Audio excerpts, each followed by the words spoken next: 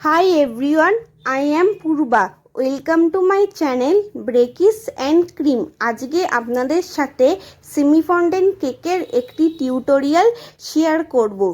ফন্ডেন্টকে সবসময় clean rap দিয়ে মুড়ে এয়ারটাইট কন্টেনারে রাখতে হবে।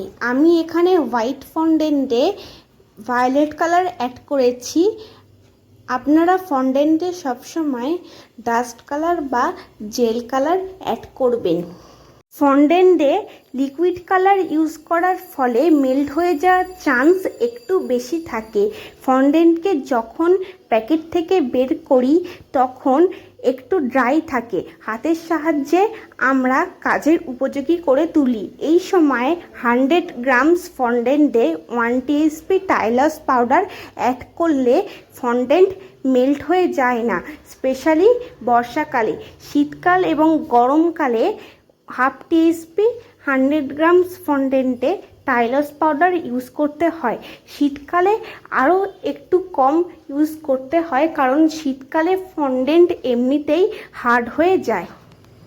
ফন্ডেন্টের টুলস দিয়ে ফন্ডেন্ট ভালো করে বেলে নেওয়ার পর একটা রাউন্ড শেপের কাটার দিয়ে কয়েকটা রাউন্ড ফন্ডেন্ট কেটে নেব।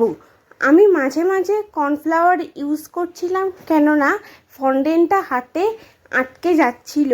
এরপর ফন্ডেন্টের বাকি পার্ট গোল করে ফের কর্নফ্লাওয়ার ডাস্ট করে ভালো করে বেলে নিয়ে একটা রাউন্ড শেপের কাটার দিয়ে অনেকগুলো রাউন্ড শেপের ফন্ডেন্ট কেটে নেব।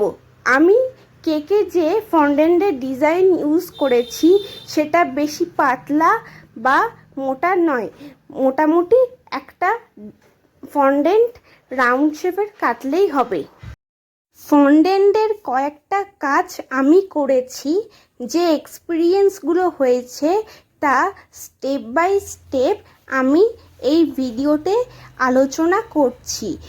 এইভাবে ফন্ডেন্টগুলোকে মুড়ে নেওয়ার পর একটা ফ্লাওয়ার্সের লুক দিতে হবে এবং ফন্ডেন্টের ব্যাকের পার্টগুলোকে কেটে নিতে হবে। এরপর আস্তে আস্তে প্রত্যেকটা ফন্ডেন্টগুলোকে আমি একইভাবেই কাজ করে গেছি।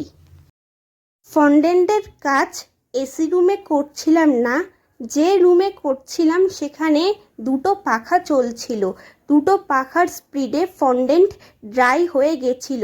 আর আমি কলকাতায় থাকি, আগস্ট মাসে প্রচুর বৃষ্টি হয়, আর এই কাজটা আমি আগস্ট মাসেই করছিলাম। তার সত্ত্বেও ফন্ডেন্ট মেল্ট হয়নি, কেননা ফন্ডেন্টে টাইলার্স পাউডার মেশানো ছিল। ফন্ডেন্টের টিউটোরিয়াল কতটা ইনফরমেটিভ হলো এবং ফন্ডেন্টের টিউটোরিয়ালের উপর আর কি ভিডিও আনতে পারি সেটা কমেন্টে জানাবেন। ফন্ডেন্টে ডাস্ট ভায়োলেট কালার মেশানোর ফলেই একটা ডিপ ভায়োলেট কালার তৈরি হয়ে গেছে। আপনাদের কাছে যদি ডাস্ট ভায়োলেট কালার না থাকে সেক্ষেত্রে আপনারা ভায়োলেট ফন্ডেন্ট আর পিঙ্ক ফন্ডেন্ট মেশালেই এরকম একটা ভায়োলেট কালার তৈরি হয়ে যাবে। এটা ছিল সিম্পল চকলেট 1 কেজির কেক। নেক্সট ভিডিওতে আমি পাউন্ড আর কেজির মধ্যে বেসিক ডিফারেন্স নিয়ে আলোচনা করব। 3টে লেয়ারে কেক স্পঞ্জ কেটে নিলাম। কেক স্পঞ্জের রেসিপি নিয়ে অন্য একদিন আলোচনা করব। চারদিক দিয়ে কেটে নেওয়ার পর মাঝখান থেকে কেটে নিতে হবে। বোর্ডে ক্রিম লাগানোর পর মিডিলের লেয়ারটা লাস্টে দিতে হবে। এরপর একটা কাপের মধ্যে 1 টিএসপি মানে 1 চামচ চিনি নিয়ে জলের মধ্যে ভালো করে মিক্সড করে নিতে হবে। নিয়ে কেকটাকে পুরোপুরি সোকিং করতে হবে যাতে কেক ময়েস্ট থাকে। ক্রিমের মধ্যে চকলেট মেল্ট করে আর কয়েকটা চকলেটের পিস নিয়ে ভালো করে মিক্সড করে নিয়েছিলাম। এরপর লেয়ারের মধ্যে সেই ক্রিমটা প্যালেট নাইফ দিয়ে লাগিয়ে দিচ্ছি। একদম টপের লেয়ারটা মিডিলে দিয়ে ফের আবার সুগার সিরাপ দিয়ে সোকিং করে নিলাম। আবার ফের ক্রিম লাগিয়ে নিলাম লেয়ারের মধ্যে। এরপর লাস্টের লেয়ারটা একদম ওপরে দিয়ে দিলাম। এরপর পাইপিং ব্যাগে ক্রিম নিয়ে কেকের চারপাশে ভালো করে ক্রিম দিয়ে ক্রামকোট করে নিলাম। ক্রিম বিট হওয়ার পর 10 থেকে 15 মিনিট ফ্রিজে রাখতেই হবে।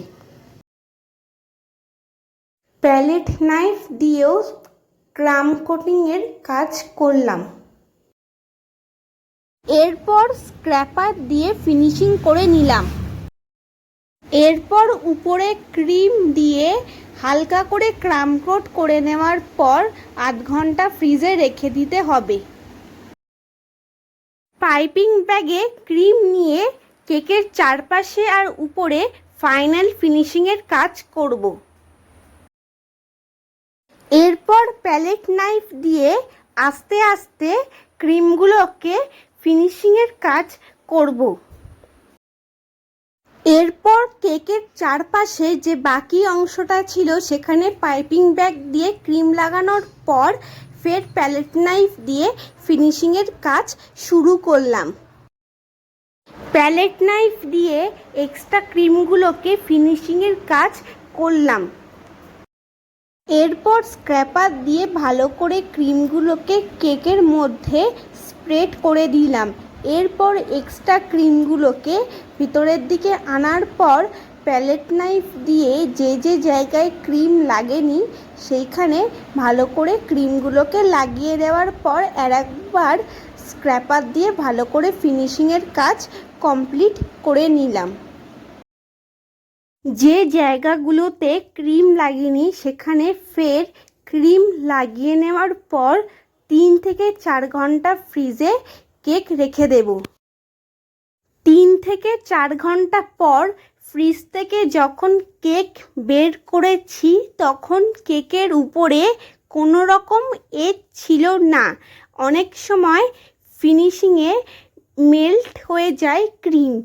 এই স্টেজে দাঁড়িয়ে কেককে যদি মিনিমাম 1 থেকে 2 ঘন্টা ফ্রিজে রেখে দেওয়া যায় কেকের উপরে যে এজগুলো থাকে সেগুলো অনেকটা রিমুভ হয়ে যায়।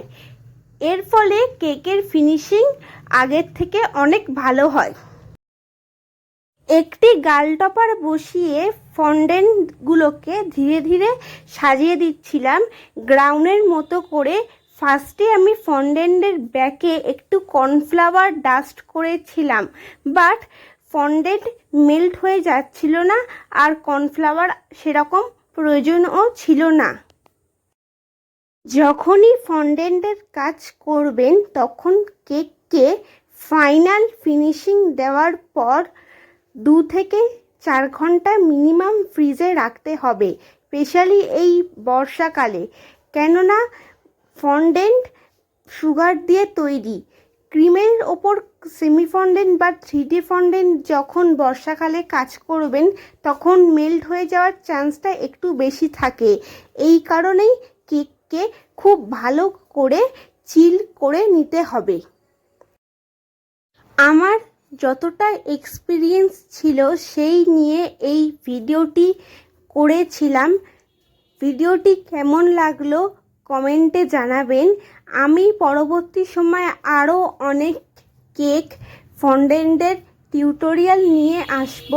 ভিডিওটি ভালো লাগলে লাইক করবেন এবং চ্যানেলকে সাবস্ক্রাইব করবেন। ফন্ডেন্টের গ্রাউন্ডে কয়েকটা স্প্রিঙ্কেল দিয়ে ডেকোরেশন করছিলাম আর ফন্ডেন্টের ব্যাকগ্রাউন্ডে অনেকগুলো বাটারফ্লাই লাগিয়ে দিয়েছিলাম। বাটারফ্লাইগুলোকে নিজের মতো করে লাগিয়েছিলাম, বাট সবাই বলছিল এটা চেঞ্জ করতে হবে। আর এটা ছিল আমার বোনের বার্থডে কেক।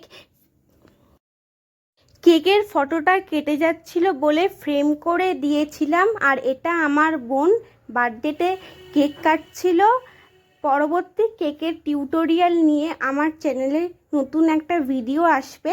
সবাই ভালো থাকবেন, দেখা হচ্ছে নেক্সট কেকের ডেকোরেশন নিয়ে।